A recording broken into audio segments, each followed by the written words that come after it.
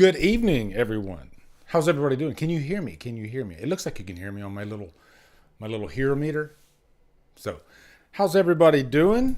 We're going to be doing a last minute spur of the moment best and worst of every Friday the 13th movie. Not a ranking.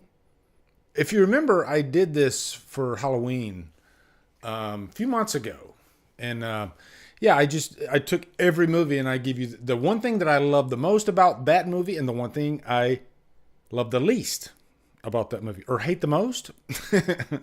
But what's cool about these two is you guys get to interact, right? Let me say my hellos. Sergeant Shitty Pickle. I mean, that's a great name right there. Erica Bro, how are you doing? Beth, how are you doing? Brian Sanchez, David Rowe, Dream Villain, Taffer, Naz. My old dog, he was a Cocker Spaniel. His name was Naz. Elijah, how are you doing? Rosemary, Scott Lauderdale. Yep, Gene Wildecombe, Raymond Schlitt. Is it Schlitt? It's not shit, is it? I'm cracking myself up already. Brad Goodwill Hunting, channel member. Thank you so much, good sir. Rhett Davidson, how are you doing? Deadhead, time for a nice cold one. Gee, words are hard, people. Jesus. Man. How have you guys been doing? It's so nice to see you guys in here.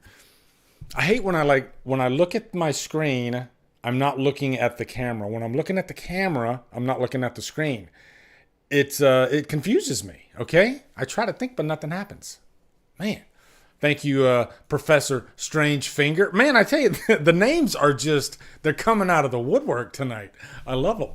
I'm going to stretch. Because you have to stretch once you get a certain age, right? Yeah. Chris, how you doing, man? Nice to see you.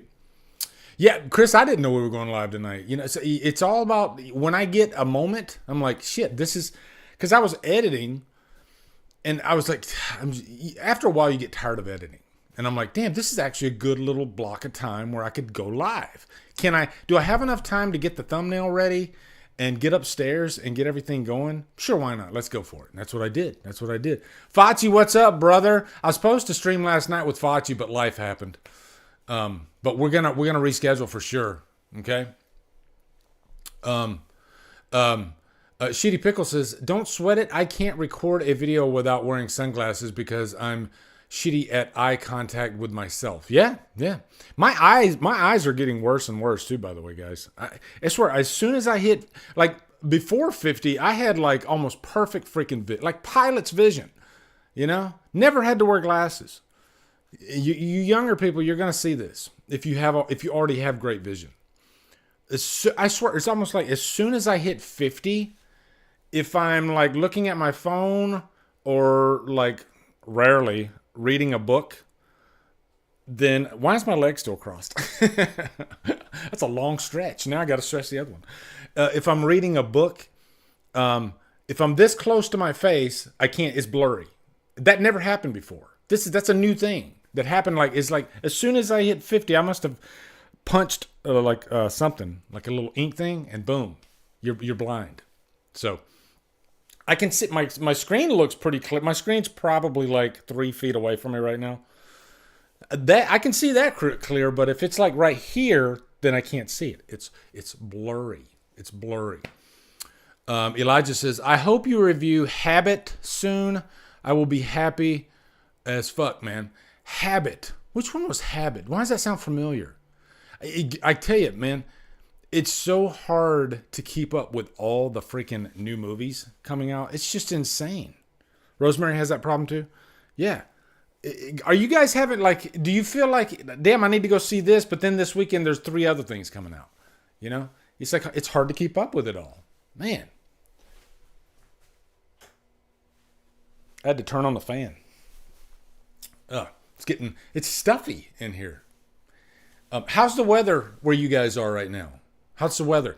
It's really nice here today. It's like in Orlando, Florida. It's like in the 80s, but you got a nice cool breeze. I tell you, when I was coming to work this morning, I got out of my car. I was like, damn, this is why people move to Florida.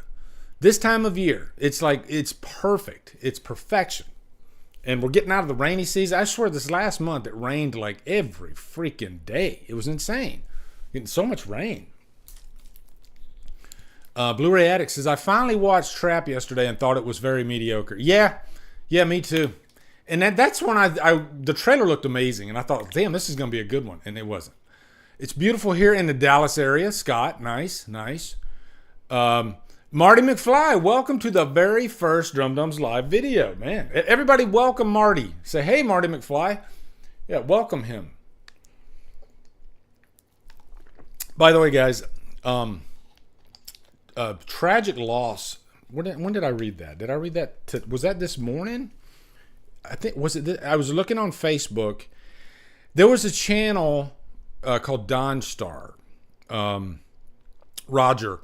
And back when I close to when I first started YouTube, I saw Roger's channel, and he had like this massive Blu-ray collection. Some of you might remember Don Star, and he passed away. I think he passed away yesterday, and it broke my heart. I was like, wow.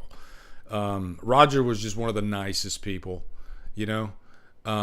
Anytime you talked with him, it was always a nice conversation. And he's another one of the good ones that we lost. But yeah, rest in peace, Roger. Man, his brother, I guess, posted on his page, and so yeah, here's one for Roger, man. Rest in peace, Bronson Wright Wolf. How you doing, man? Yeah, I haven't done a live ranking in a while. So anybody home? Think, McFly. Think. There you go. I'm the only YouTuber who isn't annoying. I find myself annoying. I don't know about that. I'm sure there's... Matter of fact, I've literally, because when you get troll comments, I've had some pretty, people stating that I am, the most annoying reviewer that they could ever watch. They would never dare watch my reviews. And you get that. You get the spectrum, right? You get the guys that say, hey, this is my style of review. I like this. I guess I'm more of a laid back style. Maybe that's not for some people, but I've had a few people say, and it wasn't like a message to me. It was just one of those that kind of crossed my path, or maybe I stumbled upon. By the way, don't ever read about yourself on Reddit. Okay, don't even dare, because I guarantee you there's going to be a whole stream of people that hate your freaking guts if you have any sort of, I guess, internet notoriety. It seems like the only people that make pages on Reddit are the people that hate you. So yeah, don't do that. All right. I get a chuckle out of it though. I think it's funny. Man, I want to chat with you guys before I started on this. Damn it. But what better than Friday the 13th? Even though I'm always late to the party, I'm always the late guy, right? I'm late to the party. I know Friday the 13th already happened. What was that? Was that last Friday? I guess I'm not too late, but I figured why not go ahead and do Friday. I think Friday would be a fun one. And yeah. Living rent-free in your heads. I hope not. Okay. So yeah, let's do this. All right. This is I guess you could call this like a DDLive Xtra, because it's not the normal format where I have, like funnies and all that stuff and news. No, there is a little bit. I was looking to see if there's some news. There's nothing really big. It's I call them like news morsels. I saw Courtney Cox. She hasn't officially signed on for Scream 7. We all know that's happening, though, right? There's no way that Courtney Cox is not going to be in Scream 7. I'd be shocked. It's almost not even worth discussing, right? So yeah, there's nothing really major going on news-wise. We Halloween fans, we're always waiting for, because there's a few franchises that really the big three are we're waiting for official word on what's next for all three of them. And Friday we haven't seen anything since we heard there was going to be the TV show, but yeah, I don't think it's happening. I don't even think the freaking Halloween TV show's happening, if I'm being honest. But I think there's more of a chance of, like, what do you guys think? Of Friday and Halloween, which TV show do you think has the best chance of happening? Because it should be that both of them, they're both huge franchises. So money shouldn't be an issue, right? Yeah. And I'm going to do a Scream best and worst of each entry. But I already know what, like, Scream 6, oh my God. Like, let's test the waters, okay? Let's test the waters. Let's test the waters with Scream 6, okay? Right now, give me the best thing you like about Scream 6. The best, and you can only pick one thing, all right? I thought about this. It's like, can I pick 2 or 3 things? No. I have to give you one answer for the best and one answer for the worst, okay? So we'll test the waters with Scream 6, all right? Scream 6. I think the best thing about Scream 6 is the setting of New York. I think and there's more I want to say because I do love that opening, even though Samara Weaving would not be going down that alley. But yeah, I can suspend disbelief for that. I do when he took off that freaking mask at the beginning of Scream 6, I was like, okay, finally we're doing something different with Ghostface, and that was awesome. So I'd say the New York setting and that little moment was my favorite thing about Scream 6. The best thing is calling it Six Cream. Did they call it Six Cream? I don't think they did, though. I think they did the Roman numeral VI, I guess, for the M, right? Erica says she loves the beginning. Red says the ladder scene. Okay, the ladder scene's cool. Definitely the ladder scene. Now, Marty McFly, this is not a ranking. Okay, this is not a ranking. We're talking about the best and the worst of one movie, okay? Sam saying, looks like you're down another brother. Yeah, that's good. Sam was awesome in the movie. Sam and Tara were both awesome. You could say Sam and Tara for sure. The showdown between the sisters and Ghostfaces, it's really fun. It is. It's really fun. The best thing is surely a study in multiple stabbing survival. No, that's the worst thing. You just teed me right up, Goldman. Ghostface with a shotgun. That was cool. I like when they mix it, like in the first Terrifier when he freaking offs somebody with a shotgun. That was badass. I didn't expect that. Like nothing's off the table, right? This Dieter says the theater setting for nostalgia's sake would have loved to visit that. Yeah, the theater setting was cool. Very cool. Made me think of Demons. I love movies that take place in a movie theater. That's just awesome. Is that the only two I can think of? Demons and Scream 6? Yeah. So, now the worst thing, and I kind of already said it about Scream 6. You tell me right now, just line it up. Scream 6, worst thing. I'd say the worst thing is the plot armor, for sure. But 100%, don't even have to think twice about it. That is easily the worst thing. And yeah, I think the thing that annoys me the most about the plot armor is that all they had to do was kill one person. If they killed just one person, didn't even have to be Chad, really. If they just killed one person, it would have canceled all the complaints out because they would have at least killed somebody. But because they let everybody get stabbed multiple times where they should have been dead, like freaking Gail and is it Mindy? And Chad, and I think everybody got stabbed in that damn movie. And nobody died. Nobody died. If one person would have died, it would have been fine. And everybody would have been like, okay, cool. They killed somebody. They killed one of the main people. But no. They didn't have the balls to do it. Drove me nuts. So, yeah. Chris says he's just meh on both Terrifier films. That's just... Well, I will say this, Chris.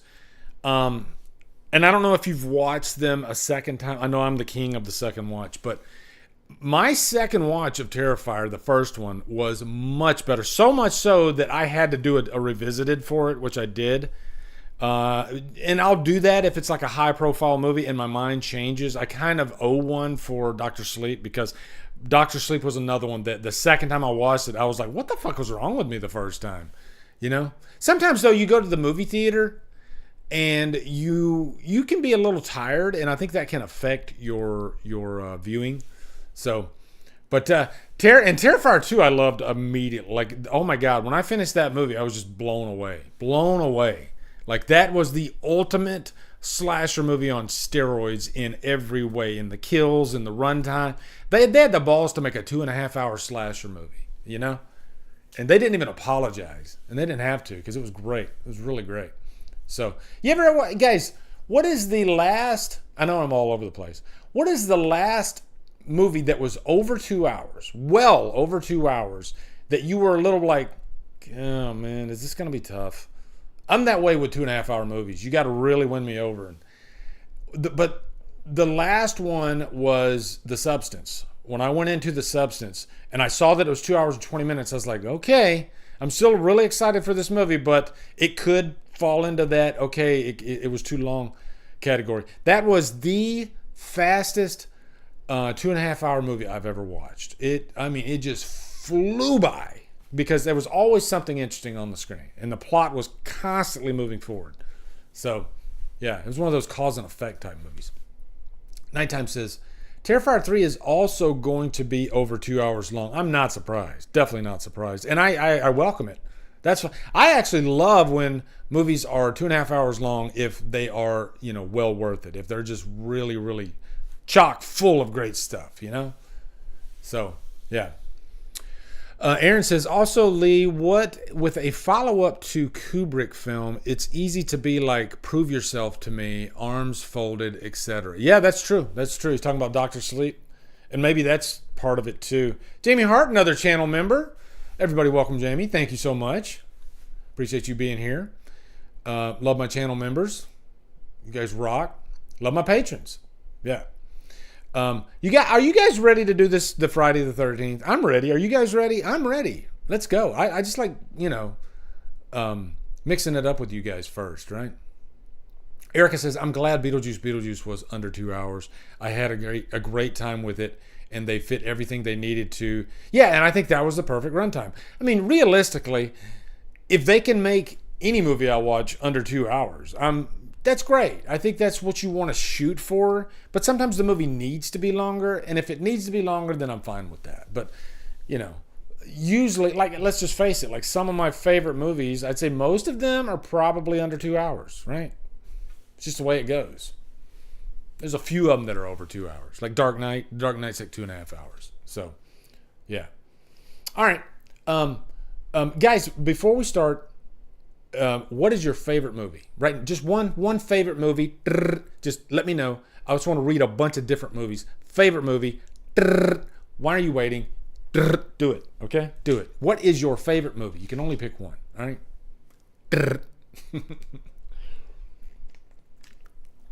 All right, here we go. The Godfather, King Kong 2005 was 3 hours.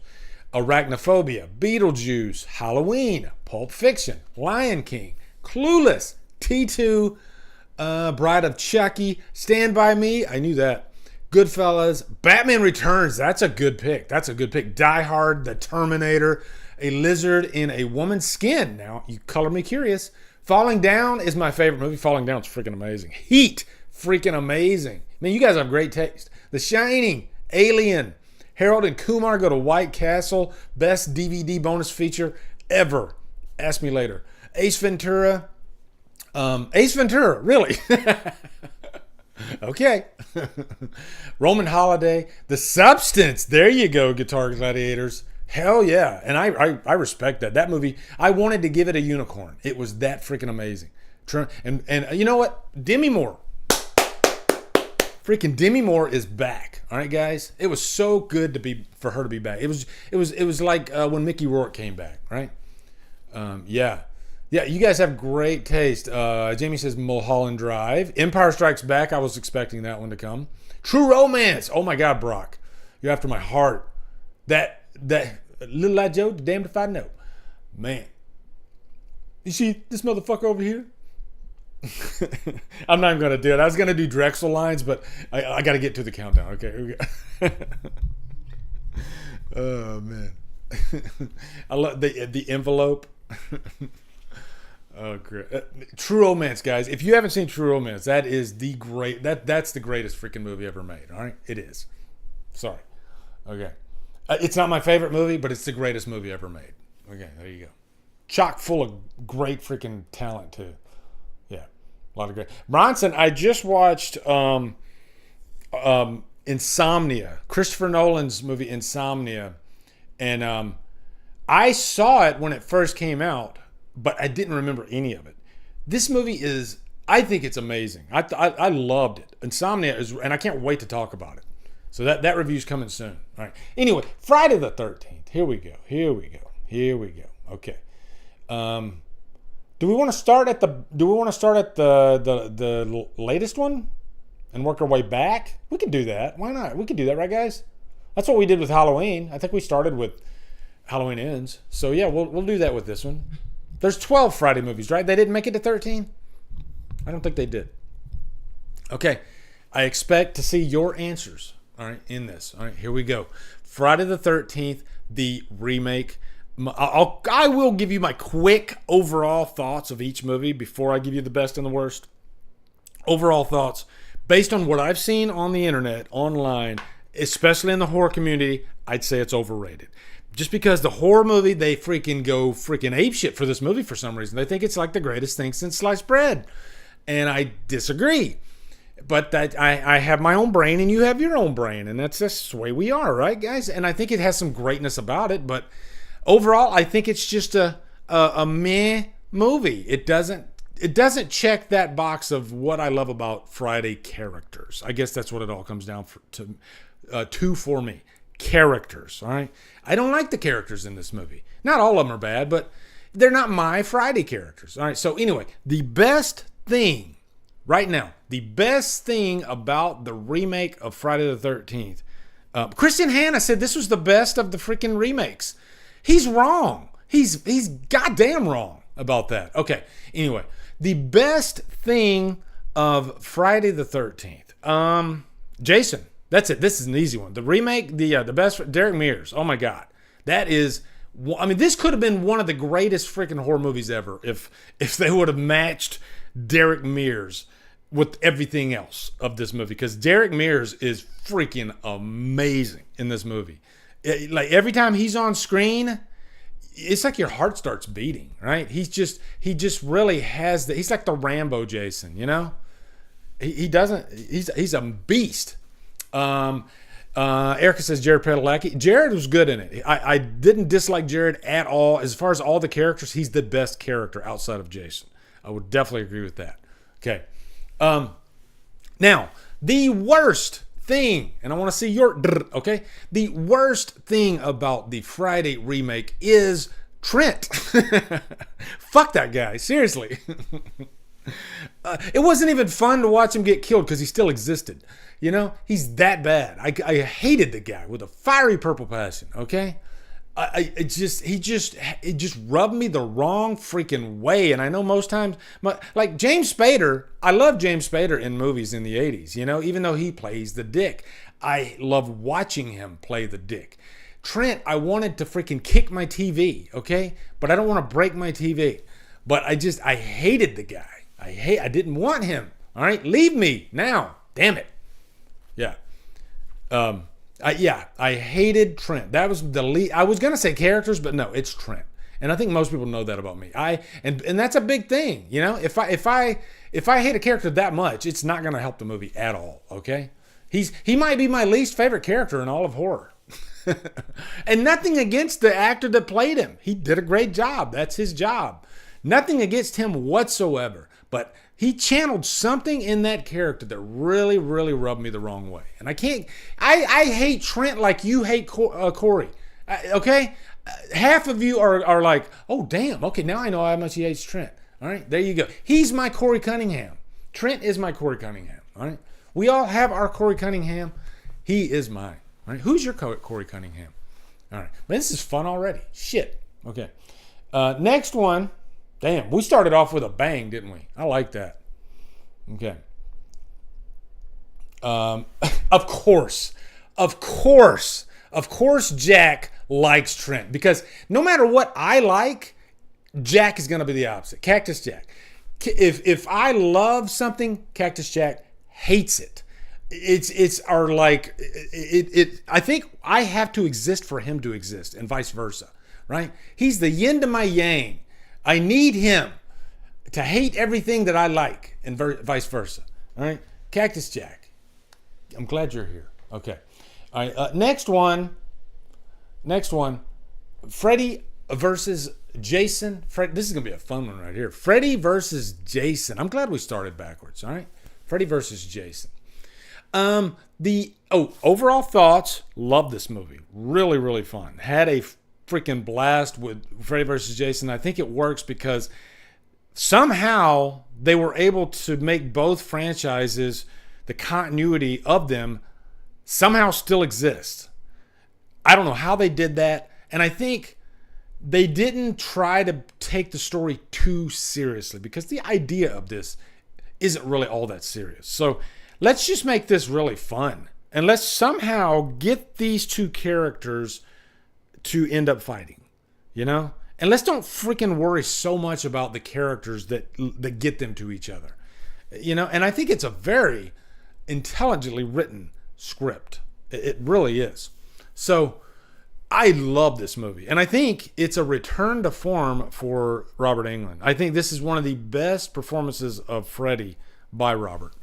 I mean, it's like he went out swinging with this movie for sure. And he gets to go against Jason. So the best part of this movie, Shelby, oh my God, you make me want to say that. The best thing is the soundtrack and the showdowns. I'm going to leave the music out of it, but damn, you ain't kidding. That is the best rock soundtrack out there. If you want like a good, hard metal soundtrack, look no further than Freddy vs. Jason. One of the best. Okay, so the best thing about this movie for me is probably the showdown. And I like that Freddy doesn't kill, but only I think one time in the movie. But they made it count. They knew if we're gonna have like a kill off, the guy Jason's gonna win every time. So you know what? Let's just make this Jason's doing most of the killing, but let's make Freddy the guy that tees him up, right? I think that was very smart for them to do that. So yeah, I think Freddy and Jason are easily the best part of this. Both of them. I think both of them are great. Guys, answer me this. Do you think it would have been better if Kane Hodder was in this? But given the movie that we got, right? The movie that we got. The more I think about this, and I love Kane Hodder, I don't think it really... I mean, I'd be curious to see what that matchup would have looked like. But I don't mind it. I don't mind who they got as Jason in this movie because I think he serves the purpose of the movie, right? So, yeah. Okay, I'm going to go worst part of Freddy vs. Jason. I got to think about this, guys, because this movie's really fun all the way through. Damn it. And Kane Hodder's not my favorite Jason. He's probably not even in top 4. He might be 4th place. I just like a lot of those old school Jasons. The worst thing about... I'm seriously having a tough time with this. What is the worst thing about... Because I love the characters. Damn it. You know what? I will say... Man, I will say the Jay and Silent Bob character, even though he didn't really annoy me. They had the stoner dude. I'm reaching, though. I guess that would have to be the worst. CGI, worst CGI. Did they have, I'm trying to... Yeah, the CGI for the creature was pretty bad.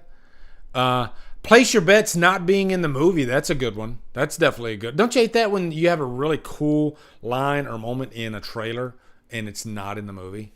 Like Evil Dead, the Evil Dead remake. How they didn't have that iconic scene with Jane Levy looking up.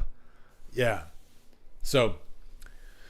Yeah, I think that's what I'm going to go. I'm going to go the stoner dude. Am I wrong, guys? Yeah, Jason's fear of water. That's a good one. Polly, nice one. Yeah, Jason wasn't scared of water. He was just in the dream world, and Freddy was manipulating him. Marty McFly providing a little bit of clarity on that one. Okay, yeah. Yeah, it's kind of a weak worst, but that's all I got. I can't think of anything really bad about Freddy versus Jason. There should be tons of bad things about this movie, but somehow they pull it off. It's crazy, actually. Okay, next one. Let's go. Okay, Jason X. Am I right, guys? Am I missing one? I think that's right. Yeah, Jason X. Okay. Overall thoughts of Jason X. It's a very meh movie. I like the idea, and I like that they had the balls to put Jason in space. They did it with Pinhead. But yeah, it's kind of a forget. Like every time I watch this movie, I forget about it within a few months, which is kind of a good thing because every time I watch the movie, it's almost like watching it for the first time again. You ever have a movie like that? You could watch it over and over and over again, and every time you watch it, you're like, God, I don't remember any of this. That's Jason X for me. I just remember how cool Jason looked, the Uber Jason, but other than that, yeah, not really. And of course that kill. So yeah, the best thing about this movie is definitely the cryo kill. That is, I'll say it, I think that's the best kill in the entire franchise. And I'll even say this, I think that is one of the all-time best horror kills ever. Would I be wrong about that, guys? Just, the execution of it, the idea of it, the logistics of that could actually happen. I think that's the cool thing about a kill too, is if it's something that in real life that could happen, and that idea comes in your head and you're like, ooh, I wonder what that would be like. Yeah. I think that's what's cool about it. Freezing something and then making it. Anytime there's a freezing scene in any movie, and then usually it's like the arm, and then the arm like shatters. We all love that stuff. Worse, the money I spent on Jason X. Yeah. You're like, that's it? Yeah, so the worst thing about it, I would say, is the B-movie quality, even though some might argue that actually kind of helps the movie. But I would say out of all the Jason movies, this one definitely feels like the one that came on Tubi on the first week. Am I right? It has a lower budget feel. It feels like the Walmart dumpster fire bin Jason movie. So yeah, that one's an easy one. That one was an easy one to do. Okay, let's go to the next one. Oh boy, here we go. Jason Goes to Hell. Jason Goes to Hell. I can't even believe WB put it on there. I recently watched Jason Goes to Hell again, and I had a good time with it. I really did have a good time with it. I like how ambitious it is, and I like that Adam Marcus wanted to get away from the tried and true Jason formula. And I'll admit that it doesn't really land, but I think there's some really cool ideas in the movie. And one of the cool things about this movie is it makes you kind of rethink the previous 8 movies, especially like the previous 4, because Adam Marcus brought this up on this interview that I just saw with him, and he was talking about how you could kind of get away with saying those first 3 Jasons, are they really the same person? Yes, they probably are, but if somebody watched this franchise for the very first time, not knowing anything, and then somebody after the 4th movie said, oh, by the way, guys, that wasn't the same person, I don't think they would argue with you that much, So yeah, so I think overall, my overall thoughts on the movie, I guess kind of like Jason X, but just different reasons. I'm very kind of meh on it. But so jumping into the thing that I love the most about the movie, I would have to say the freaking tent scene. That whole tent scene is, I guess, like the cryo scene in Jason X. That's the stuff of freaking Jason Legend. Okay? Even though it wasn't Jason in the freaking scene. I guess technically it was. But just the whole situation, and it happens to be a sex scene in a tent, which Adam Marcus didn't even want to put that scene in there. They made him put that in there because they're like, if you don't have at least one scene on a campground with a tent, then nobody's going to think this is a Friday movie. So he did that, and it ends up being like the best scene in the freaking movie, right? Just because the kill going through the back and then up through the shoulder, wow, insanity. And then the behind the scenes on that scene too. I guess that couple, they had just broken up, and I guess they were both actors, and they both got the part not knowing. And so they had this like really bad breakup, and then they're forced to do this scene together. But I guess they were used to it anyway, so maybe it wasn't that bad. But I guess the butterflies aren't there anymore, you know? So, yeah. But now, the worst thing about the movie, I'm going to admit it, I think, is just not having Jason be the main killer all the way through. I like that Adam was really trying something different with the character, but I think we want Jason to be, you know, with the hockey mask, to be the main focus throughout most of the movie. So, yeah, I think that's the worst. That was another easy one. Yeah. Garbage, garbage, garbage. Fuck this movie. And some people are going to say that, for sure. I put out a clip recently on Drumdums Xtra. I called it Hating Movies is Important. And I got that from Adam Marcus, because he basically stated that hating movies is just as important as loving movies, especially in horror. If you have a situation where just everybody loves everything, then there's no balance, right? You got to have, I guess, the yin with the yang. You got to have that angry reaction, because I think hating a movie makes the movies you love that much better, right? If you loved everything, then it kind of throws off the balance, right? So, yeah. Destiny, what's up? How are you doing? We're on Jason Goes to Hell. So, you're not too late. All right? Next one. Oh, let me read Scott's. He says, the worst thing about Jason Goes to Hell is that it feels more like Evil Dead than Friday the 13th. And that's on purpose, too. I mean, he actually got the freaking... why am I blanking on Necronomicon? Is that it? He actually got the book from the Evil Dead set. He got from Army of Darkness. He asked if he could use it. So, and he was able to get the Freddy glove. So, yeah. All right, next one. All right. Jason Goes to Hell. Did I say Jason Goes to Hell? Sorry. Jason Takes Manhattan. All right. Jason Takes Manhattan. Overall thoughts on the movie. Again, it's a man. But what I will say about it is, at one time, this was one of my least favorite horror movies. I think when I started my channel, I used to say this. And I think even when I reviewed this movie way back in the day, I didn't give it a really good review at all. Another reason why I need to go do revisited on all these movies. But I've grown to actually be quite fond of this movie after having watched it a few more times, and especially once they get off the damn boat. That's where the fun really begins, I think. You have those great kill scenes like Jason throwing the old guy upside down in the trash can. That's great. I love that stuff, you know? It's always fun to watch a dick get killed in like a degrading way. And yeah. So, yeah, I think it's kind of cool to see freaking Jason in Manhattan, you know, and that's where Scream 6 got the idea from. And they even like paid homage to that. So I think I'm not alone here too. I think a lot of people have come around to Jason Goes, or why do I do that? I said it again. Jason Takes Manhattan. I think a lot of people have come around to Jason Takes Manhattan.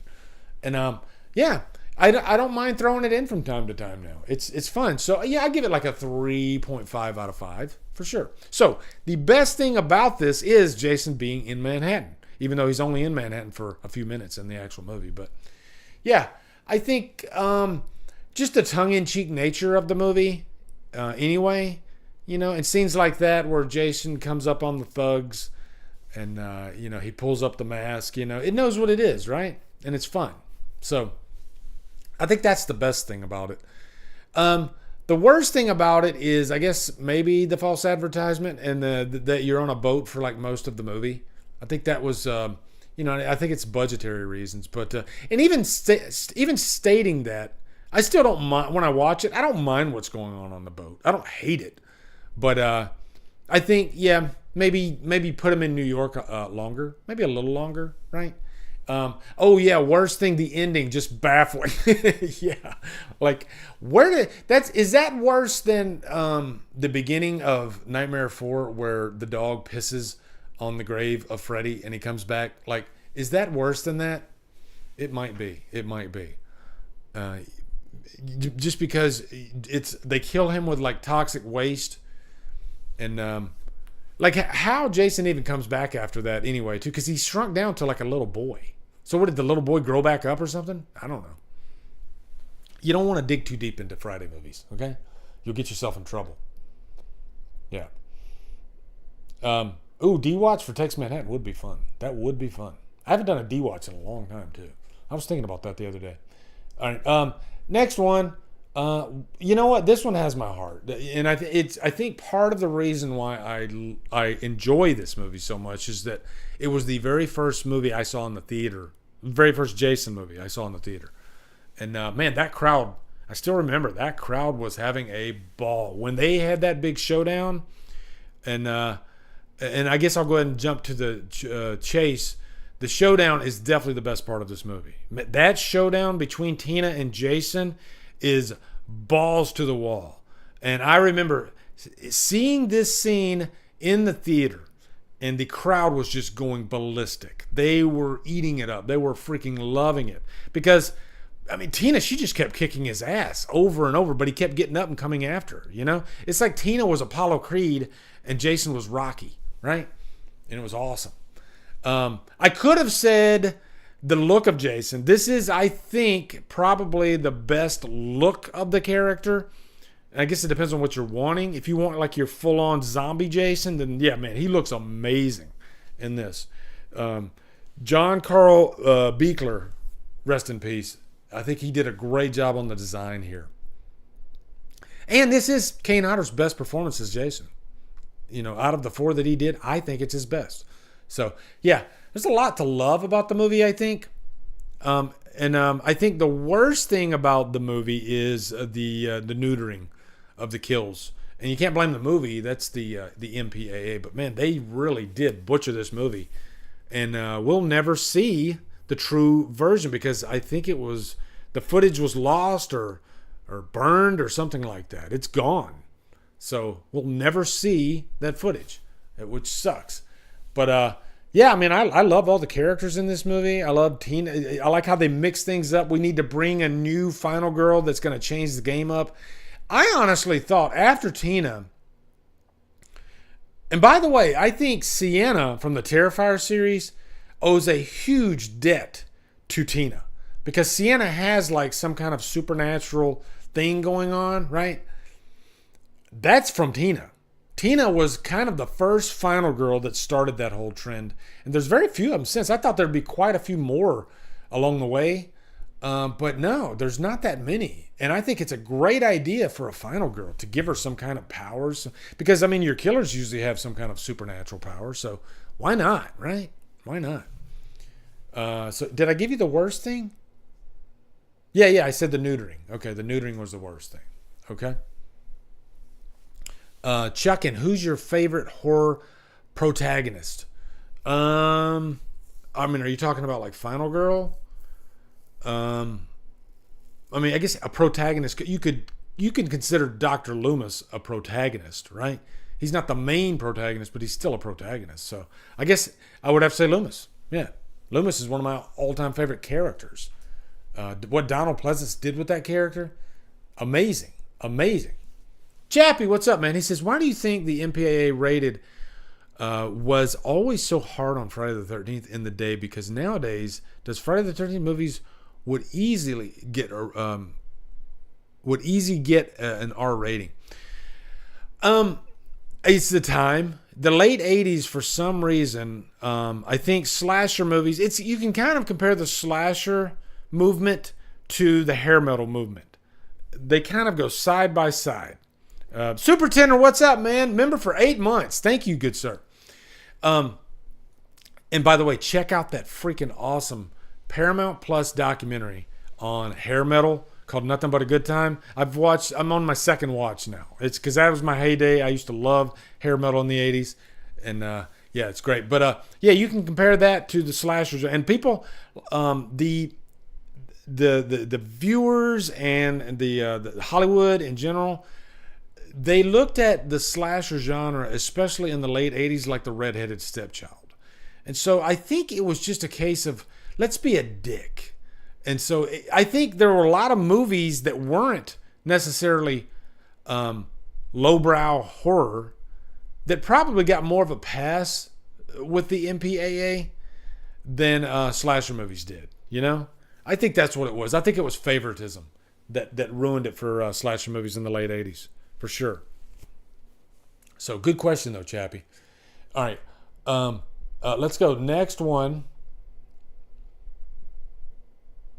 Yeah. This is one that everybody loves to death. Jason Lives, and I love. You know, I was talking earlier about how everybody loves the remake, and I don't get that, but this one I get.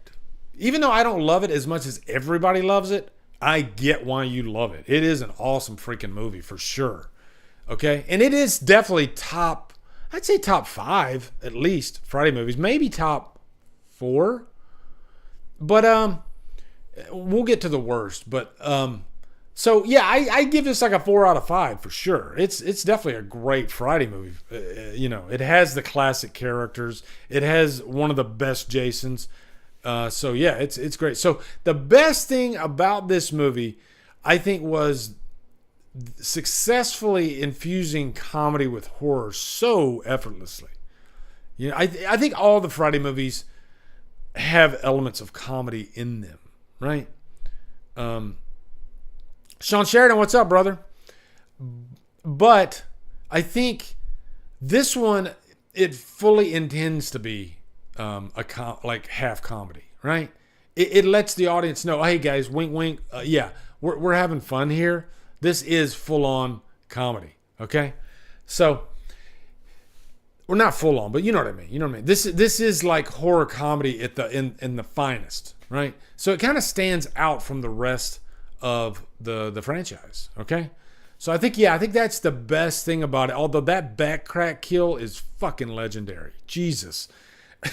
Still to this day, I have to like stretch after that freaking scene every time. It's such an iconic kill.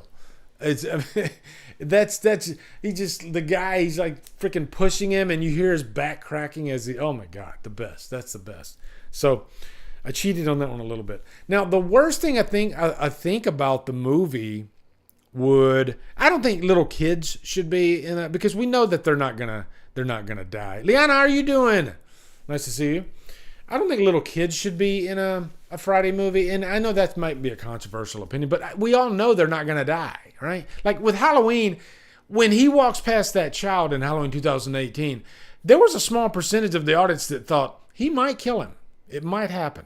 But you know that's not going to happen with a Friday movie, so why even do it, right? I guess it was cool to put kids in it is a camp movie, so... And I think it's the only Friday movie with no nudity. It might be the only, but it doesn't really, that doesn't really get in the way of the movie at all. But yeah, maybe that's what it is. This doesn't have that promiscuous edge. Is that the wrong word? That the rest of the movies have, right? That edge that they have. But it's still fun. I don't like the freaking, I guess I like the kill itself, but the paintball scene, and they got the music, it's kind of like the music in Halloween 5 with the honk, all that stuff. So yeah, there's some silly scenes that get a little bit too silly in here, okay? Jose, he says, Stephen King's Sleepwalkers, 1992. I don't think I've ever seen Sleep. I'm not a Stephen King guru, okay? And I know a lot of people, like Fuego, loves Stephen King, but I'm not a Stephen King guru. But I've seen a good amount of his movies, but there's a lot of them because he's had so many movies come out that a lot of them kind of slip by me. So yeah. So yeah, let's go to the next one. Speaking of titillation, there you go. Friday Part 5, the copycat killer movie with Roy. Overall, it's a good time. I almost think the movie feels like it's all, because I think this movie has more kills than any other movie in the franchise, right? It almost feels overstuffed. So my overall thoughts on Friday 5 are, it's okay. I definitely don't hate it. But I think the characters are really, really thin in the movie. But it does have some iconic moments, and I'd say jumping into the best of the movie is right there, Deborah Voorhees. That scene is freaking iconic with Friday fans, not just for the obvious reasons, but I think it's like you got a dual kill there with the freaking hedge trimmers, and then I love that belt kill with the boyfriend against the tree, and he's like that was a pretty unique kill too. Like, how's he gonna do? Oh, I see. He's gonna twist the freaking stick, and as he twists, the belt just gets tighter. It's a really cool scene. I think, am I right on that? I think that's probably the best scene in the movie. It should be the reveal of Roy, but I think we all kind of knew it was Roy, and maybe we did. I think they didn't really build up Roy enough. I don't know. It was kind of secondary. So, I guess jumping into the worst of them, I think the worst of the movie is too many kills, and a lot of them are just forgettable. You know, like you can't really remember too many of the kills, even though there's so many of them in this movie, right? I wanted to say not having Jason be the killer, but I don't mind a copycat killer movie because in a sense it's more of a Jason movie than, you know, some of the other, like Jason Goes to Hell, because he's got a Jason mask pretty much throughout the movie. So, Cactus Jack, I think I agree with you on that one. Tommy's actor John Shepherd is the worst part of this movie. Yeah, you might be right. There's something off about John Shepherd as Tommy, especially when you compare him to Tom Matthews in the next movie. I think that's the Tommy that I accepted more. Yeah. Girad, thank you so much. Thank you so much. I watched your docs and they were awesome. Yeah, guys, just so you know, both the docs, they're back up. I literally spent a week going in, because luckily I still had the projects on my computer. And so I literally spent a week going in, removing some stuff that I couldn't put in there, and putting some, you know what? I'll tell you what it was. Okay, I'll tell you what it was that I had to take out. Now that it's out, and a lot of you might notice it anyway. The entire doc was an hour and a half. I think originally it was like an hour and 35 minutes, something like that. I had 7 minutes spaced out though, not like a 7-minute portion, but out of that hour and a half, I think 7 minutes of it were from the Still Screaming doc. Okay? Because I needed a couple of those portions to kind of send home the point that I was trying to make. But that really just kind of covered Scream 1, 2, and 3. But, yeah, that's why I got the strike. So I had to remove that. And then, but it was easy for me to find replacements for that stuff. So it wasn't a big deal at all. And but boy, did it feel good to get that back out there, both of them. I didn't have any kind of problems with the Halloween one, but I took it down out of fear because, like, shit, if this could happen to this and it's on the main channel, it could happen to that one. So I took it out just to avoid getting another strike. But now that I have a second channel, I can put it back up there with a lesser chance of getting a strike too, because I took that stuff out of there, and I was able to update them to the present day now that Scream 6 and Halloween Ends have been out for a while. So if you haven't checked them out, they are new and updated. Definitely check them out, okay? They're doing quite well too, actually. The Halloween one's at 25,000 and the Scream one's at like 5,500 or something like that. So yeah, definitely check them out. So yeah, so now we're moving on to the net. We're rolling, guys. We're rolling. All right. Here we go. Friday Part 4. This is my all-time favorite movie of the franchise. This is one of my all-time favorite slasher movies ever. This is gold standard slasher. All right. This movie is freaking amazing. And it's able to, like, just talking about the characters. These are the best characters in Friday the 13th, I think. They were able to somehow take it up a notch, because then you got the kid Tommy Jarvis there, who's very important, a major part of the character of the movie, you know, and of the lore of. I mean, he created the whole trilogy of Tommy Jarvis. So Corey Feldman was great in the movie too. He really held his own. A lot of us young, I'm about the same age as Corey Feldman, by the way. I'm literally about the same age as Corey Feldman. So I was that age because I watched this when it first came out, or I think when it came to HBO, which was like the next year. And I was Corey Feldman's age, and I was that kid bouncing on the bed looking through the window, So a lot of this stuff was relatable to me. And then you had the crop of teenagers. All of them are fantastic. You got the freaking twins. You got Jimmy and Ted. Oh my God, Jimmy and Ted are like, I could watch a side movie, a spinoff of this movie of those two characters. They were so freaking infectious. So, yeah, man, this movie, it's just another level. And the kills are just insanely good. So this is going to be the hardest one for me to do the best of and the worst of in this, because everything's amazing in this movie. Amazing. My favorite Jason. Okay, so the best, God, I need your help, guys. I need your help, okay? Liana, I need to go back and watch it. Been a really long time. Oh my God, I watch this literally every year, sometimes twice a year, Liana. You have to go back and watch this movie. It's so freaking fun. It's the funnest Friday. Funny enough, you would think part 6 is supposed to be the funnest. Is that a word? But I think this is the funnest. I just have such a blast watching these characters. It is a good comedy. It's almost like they mixed a coming of age comedy like Last American Virgin, because everybody's so damn horny, with a slasher movie. That's what this movie feels like, And you even have freaking is it Ted? Yeah, Ted was in Last American Virgin. I think that's what it is. That just dawned on me. That's what it is about this movie. It's Last American Virgin mixed with Friday the 13th. And that's why it's so great again. I'm trying to think. I don't know what the best part of it is, because it's all so great. It's all so great. Damn it. Okay, I'll go out on a limb and I'll say the final act. Okay, I'll say this final act is amazing. And that freaking kill with Jason coming down on the machete. And Beth, I almost said the dance. Did you hear me what I said about Last American Virgin? Okay. When he falls on that freaking machete and slowly slides down, again, one of the greatest kills I've ever seen in my life.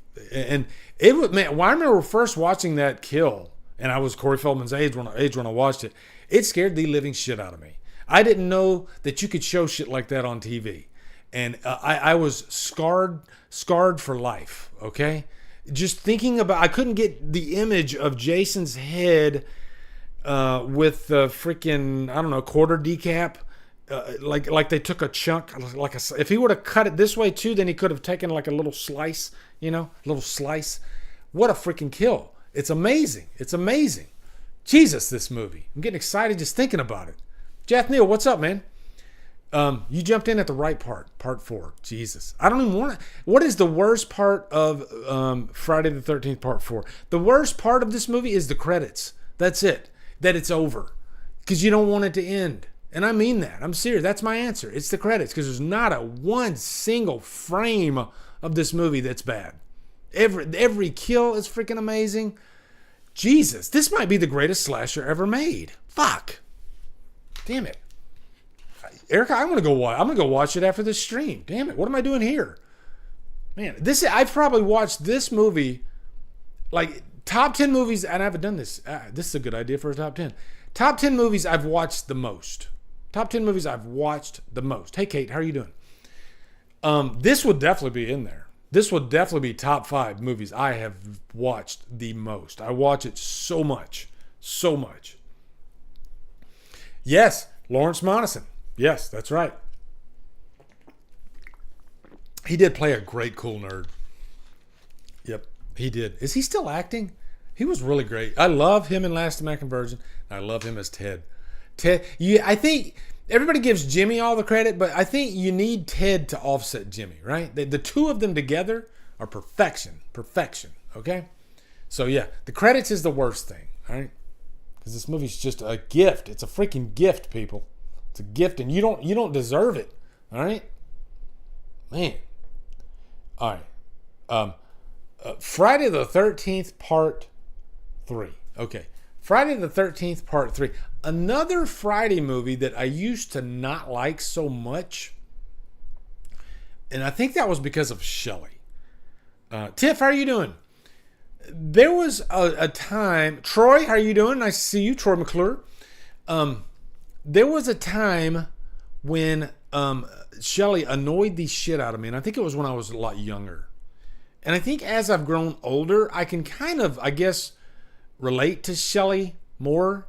And I feel like when I watch it now, I feel bad for him and I kind of root for him, you know? So I think that says something about a character when they have that quality, right?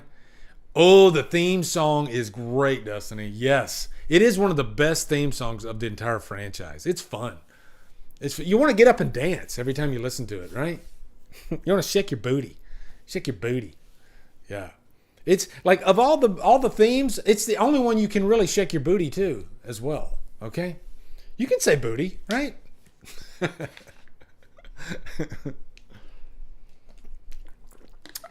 So yeah, overall, before and I think Liana's kind of teed me up there for my favorite part of the movie, but overall, I give this a good 4 out of 5. It is a solid freaking Friday movie. There's some great kills in it.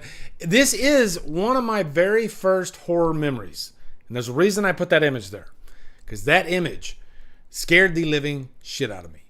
I was 10 years old, I think, when I saw this. I was having a sleepover with my cousin. And we were on one of those sofa hide-a-beds. Remember those guys? The sofa hide-a-beds. You know how much a sofa hide-a-bed weighs? 5,000 pounds. Okay? You can't prove me wrong because you can't lift the goddamn thing. They're fucking heavy, okay? A sofa hide-a-bed is scarier than any Friday the 13th movie, okay? Why don't they have a sofa hide-a-bed death scene? Why hasn't that happened? You always bitch about Stu being killed by a TV, and I think he could live by a TV, but could he live if a sofa hide-a-bed fell on his fucking face? Absolutely not. That is sure death, okay? We need a sofa hide-a-bed horror movie, okay? Because that's what I watched. All of you watched horror movies on a sofa hide-a-bed when you were young. I know, I did. We did it together, right? What am I doing? But the scene where he squeezes the guy's head and the eyeball just pops right out at the TV scared the living crap out of me. I couldn't deal with it, okay? I started crying. It was too much. It was just too much. You know, I always give credit to Halloween, but Friday is the one that I think scared me as a little kid the most, right? Like I didn't have my adult scare was for Halloween 4, but my kid scare was with the Friday movies, the early Friday movies. I couldn't handle them. They just, man, those kills just fucked me up big time, okay?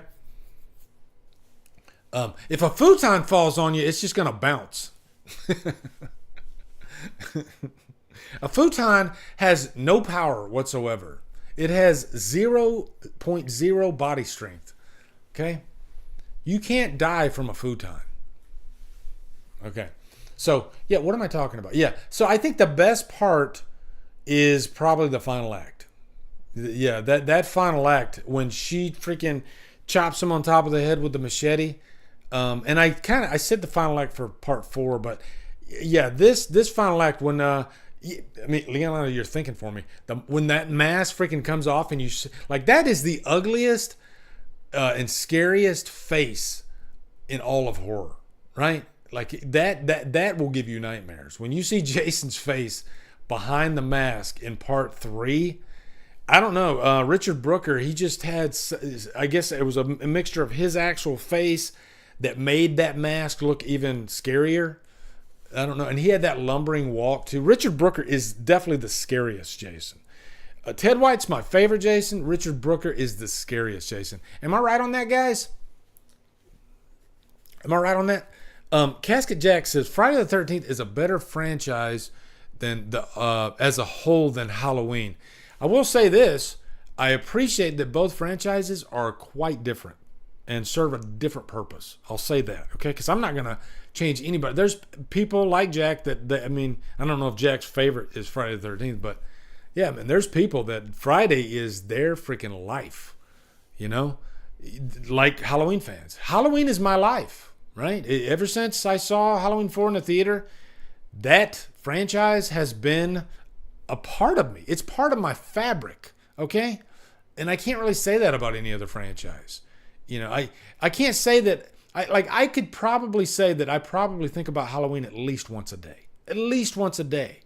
There's just so many qualities about that franchise that have really stuck with me throughout the years. I love the story with Laurie and Michael, especially Loomis, and Beth gets it.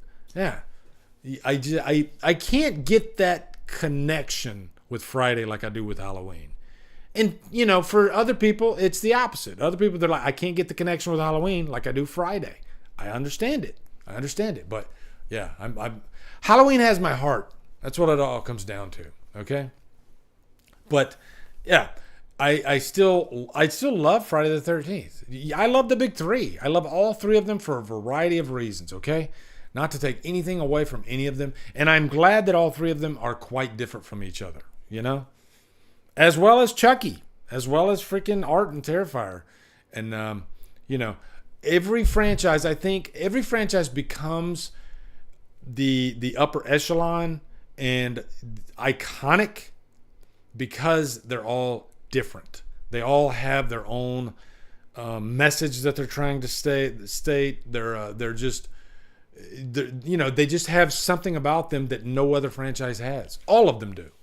The big ones, right? The big six, whatever you want to call it. Texas has its own thing, and then you get the lower ones that feel like they're kind of a knockoff of the greats, right? That's just the way it is. It's just the way it is.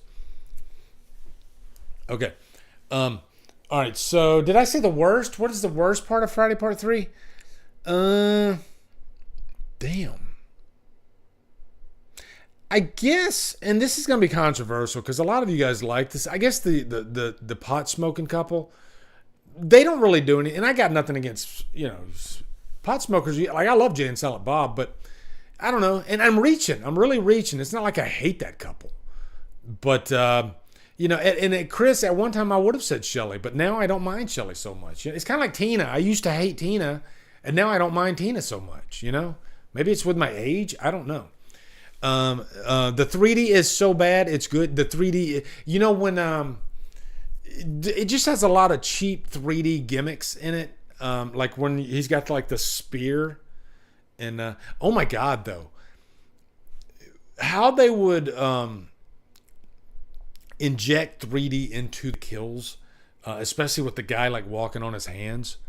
That you can slow that down frame by frame to try to catch the gag, and I swear to God, and prove me wrong, there's not a frame in that scene that gives it away. It all feels like he is literally being split down the middle, walking on his hands. I don't know how they did it. They cut it just right, perfect. And I think that's probably what they did. They shot the scene, and then in the editing bay, they were like, we need this frame, this frame, this frame. But man, it's a glorious kill. Glorious kill. So, yeah. I actually have fun with the 3D in this movie. I like cheap 3D, if I'm being honest, Kind of like My Bloody Valentine 3D. I saw that in the theater. Wow. Great. That's a great 3D experience. I wish I would have saw this one in the theater in 3D. Didn't they have this a few years ago? They re-released it in 3D, maybe like Fathom Events or something like that. Yeah. Okay. All right. Next one. Part 2. And this is my second favorite movie, and at one time it was my favorite movie in the franchise. Just because. Well, you know what? I'll say this is my best part of the movie. I'll save that though. I'll give you my overall thoughts first. I think this one is near perfection. Okay? Near perfection. And I think it actually helps the movie that Jason's in a sackhead. I kind of like that he's not yet in the mask, in the hockey mask, right? And I think some of you, like Jack, what do you think about that? Do you think he should have had the hockey mask in this movie, or do you like the sackhead? I think the sackhead adds another dimension to it for some reason, and it almost makes it feel like kind of a backwoods slasher, right? Whereas when he's got the hockey mask on, it just feels like a camp slasher. So I think this one, it definitely has its own flavor to it, and even the killer it doesn't feel like Jason. It feels like a different killer for some reason. Best of part 2, Sackhead Jason. Yeah, there you go. Thank you. I don't know if that's my favorite. It's partly my favorite. I'll get there. Hold on. So overall, this movie's like a 4.5 out of 5. I think this movie, like, you got freaking Jenny being like one of the greatest final girls ever. You got an awesome Jason in the movie, a unique Jason. I love the characters in this one and how, when I say I don't like the remake, because of the characters, and I'm trying to tell you that these aren't the characters that I like about Friday, I'm talking about part 2. These are the characters. Like, as far as the characters that I like in a Friday movie, checking every single box, the characters in this movie do it. There's just something about them. I don't know what it is. They have there's almost like an innocence to them. Even though they're there to get laid and be promiscuous and everything, there's just something more innocent about what they're doing in that movie, the way that they're doing, the way that they're talking. Whereas in the remake, it feels more like today, I guess. And that's fine. But I don't know. Call it nostalgia, right? I guess that's what it is. But I've always loved the earlier Jason characters.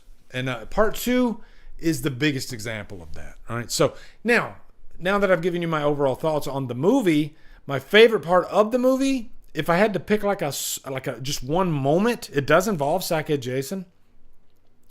When he comes through the window.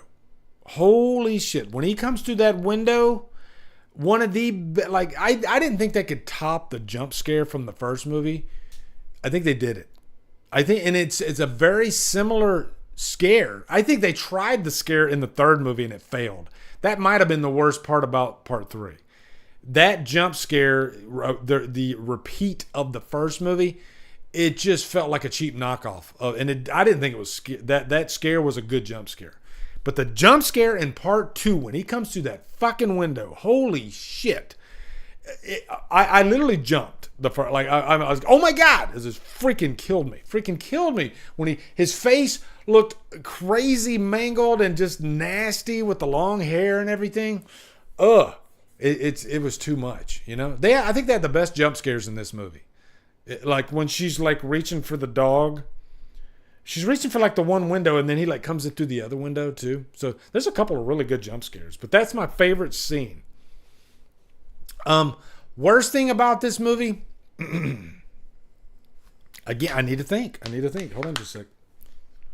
Oh, I think I know the answer. Worst thing about this movie, I'm going to say the opening. And I don't even dislike it. But the opening with Alice, I almost think it wasn't necessary. Like, why kill off Alice? If there's no real purpose to kill off Alice, then why even do it, I guess? And I think that was a thing that was common with slasher movies back then, was just getting rid of the remaining characters that survived, because you get behind these characters so much, and when they survive, it's like the greatest thing ever, and you're like, yes, it's like we're in this together, right? We did it. And then the next movie, they kill them at the beginning, and that used to be a trend back then. And I don't think they do it as much anymore. But I guess it just takes the wind out of your sails, You're like, shit. And you get so used to it that you think, damn, I'm celebrating now, but are they going to just kill them in the next movie? I don't know. So, yeah, I guess that's probably it. It's a nice scene, even though I think it stretches out way too long, And I don't even think there's that much tension in it. It's just, it's going to happen. Maybe there's tension in it, but I don't know. Yeah, so that's my least favorite. Yeah, like the start of Hostel 2 pissed me off. Yeah, there you go. Yeah, they do it a lot, actually. Okay.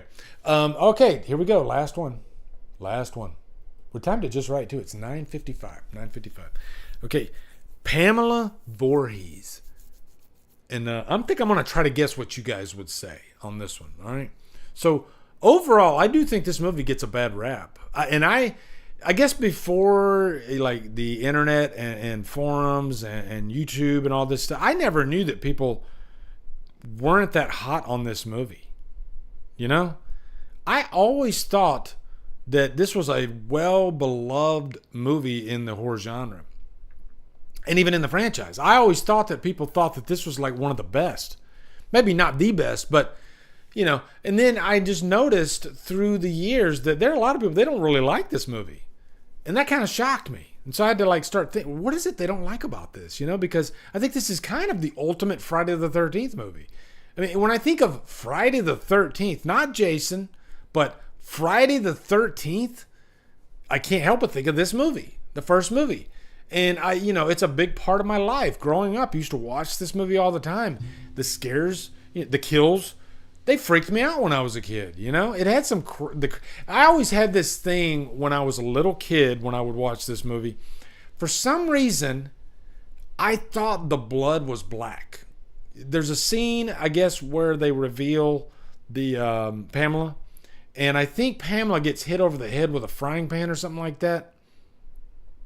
And when I was a kid, how when you're a kid, you have these thoughts that aren't they're not correct, I guess. But for some reason, in your mind, you feel like it's true.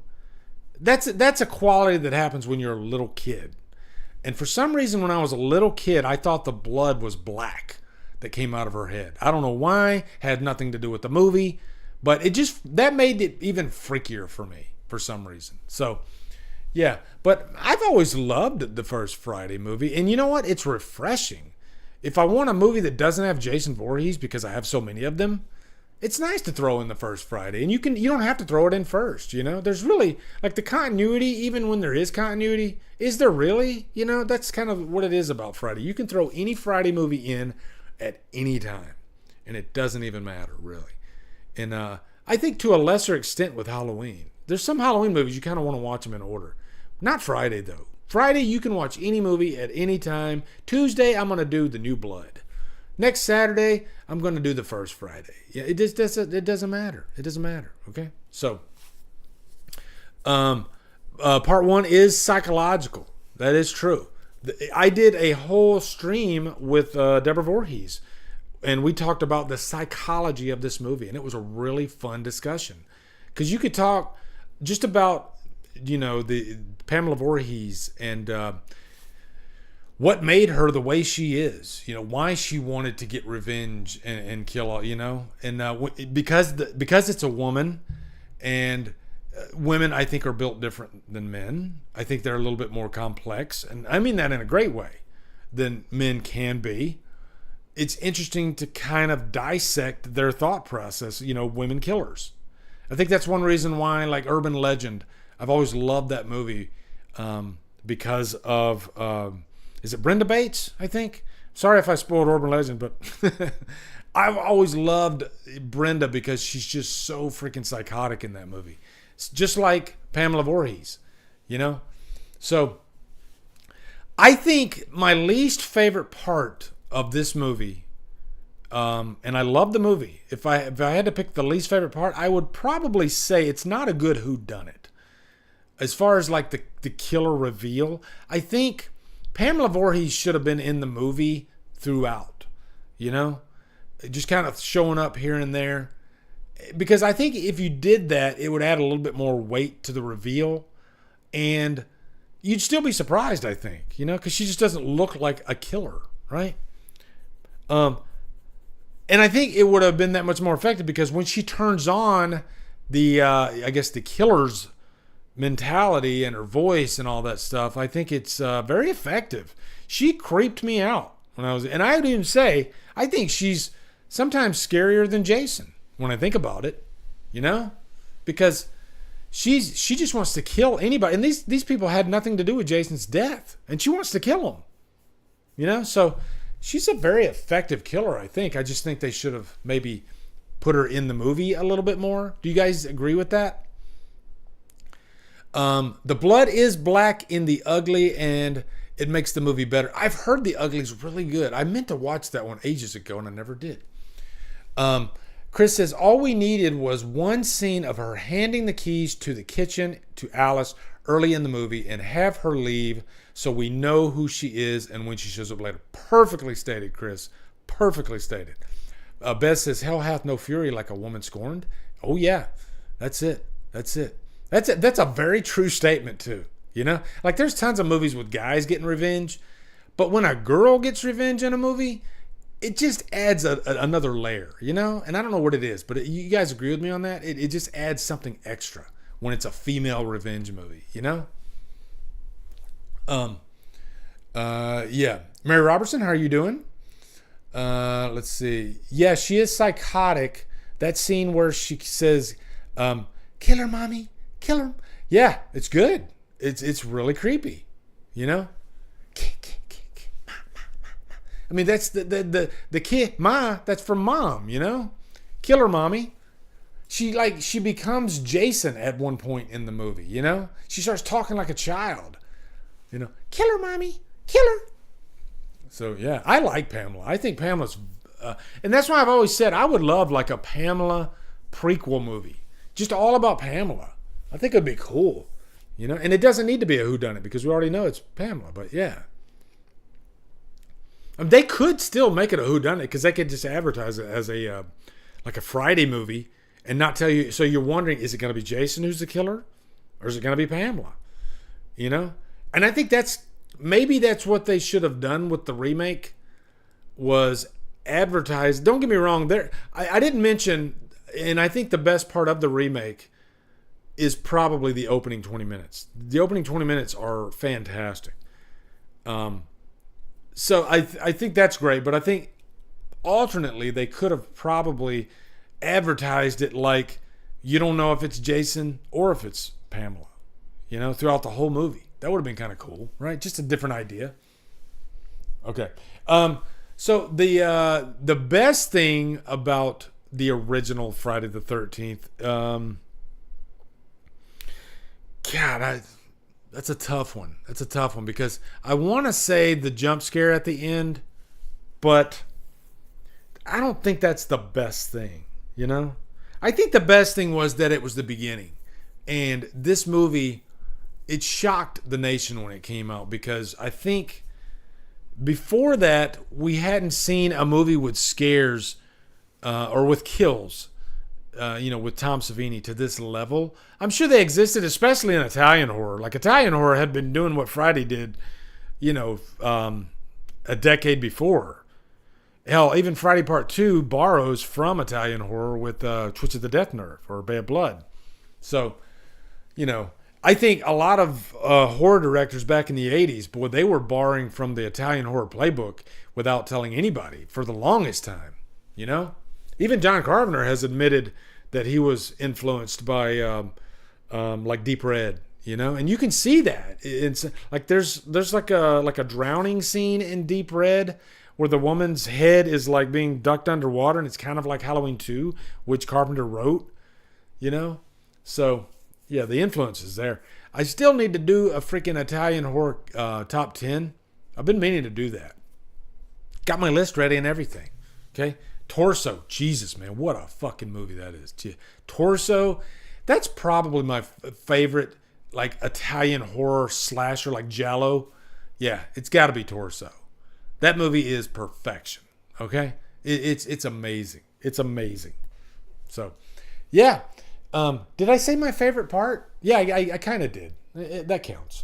Okay? Beth says, as a parent of a special needs child, I can totally relate to her wanting revenge on those who did him so wrong. That definitely makes sense. And you know what? Maybe that's what it is. And it's not like something they advertise so much in the movie, but like Jason, he's obviously kind of a special needs child. You can tell that when, because they don't even really talk about him that much. But yeah, I think that's a good point, So yeah, I can relate to that too. I mean, my granddaughter Delilah, she's special needs. She is. This is not something I ever really talk about, but because I don't look at it as like a negative. Like I love who she is and the way she is. To me is just, it brings me so much joy, and she's the happiest kid I've ever seen. But she has what's called Dravet syndrome, and they have seizures, and that's something that we've been dealing with for ever since she was about a year old. That's when she had her first seizure. And it's scary. It's really scary when you watch a little child. And I didn't see it until her actual last seizure. Her last seizure was on Christmas Day of last year. And she hasn't had a seizure since. But I remember my daughter, she said when she saw it for the first time that it freaked her out. That's your daughter. And it tore her up inside, just watching Delilah suffer like that. But man, the kid, she just bounces back constantly, So I definitely have a soft spot for characters with special needs in movies. It does make me think of my granddaughter.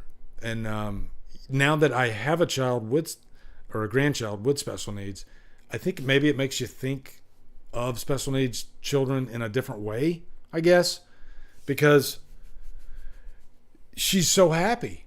That's the great thing about it. Like I watched her for 4 hours by myself yesterday, and there wasn't an inkling of a depression or a child being upset with their lot. She was just so happy, and like I said, she hasn't had a seizure in what are we at, like 9 months now. So yeah, it's amazing. It's amazing. And this, like I said, this is the first time I've ever even mentioned it. Didn't plan on it, but Beth brought up a good point. You know what? It made me think this is something that she's going to have to live with for the rest of her life. So, I guess why hide it? I don't know. But man, I tell you, it makes you appreciate life, makes you appreciate life. And I love her, and I wouldn't have her any other way. I love her just the way she is. And she's so unique. She's so unique, and she's smart. She's really, really smart. I'm not just saying that. She surprises me every time I see her. So she calls me Papa. So yeah. But yeah, guys, this was fun. This was so fun. Thank you for all for hanging out with me and talking about Friday the 13th. Man, horror, it just brings everybody together, right? So freaking fun. And thank you guys all for playing along too. Okay. So now we got to do Nightmare next. I don't know when we'll do it, but yeah, we're definitely going to do Nightmare. That'll be a fun one. We'll go through, what is it? Is it 7 or is it 8 movies? I think it's 8 with the remake, right? Am I right on that? Yeah, I think it is. I think it's 8. Is it 8 movies or 7 movies? 7th one is New Nightmare. So yeah, I guess it's got to be 8 movies.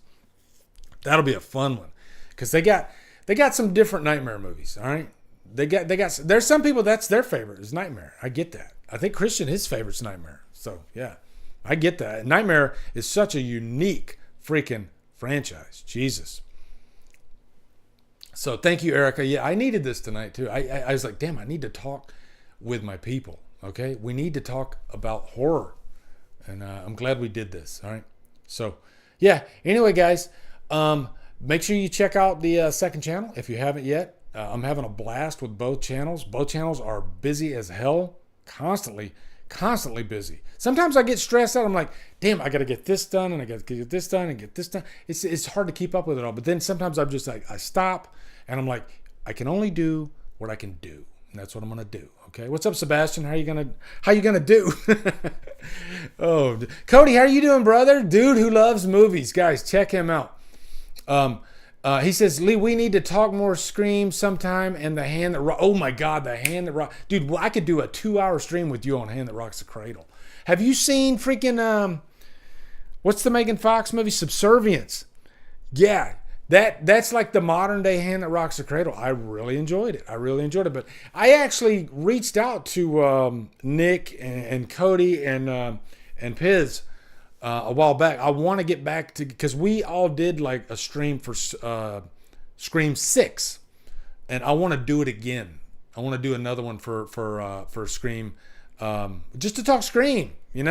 Maybe when we get some like big Scream 7 news. But yeah, well, you know what? We're gonna do that real soon. All right, I'm gonna hit you guys up like real soon. That's gonna be fun. Okay.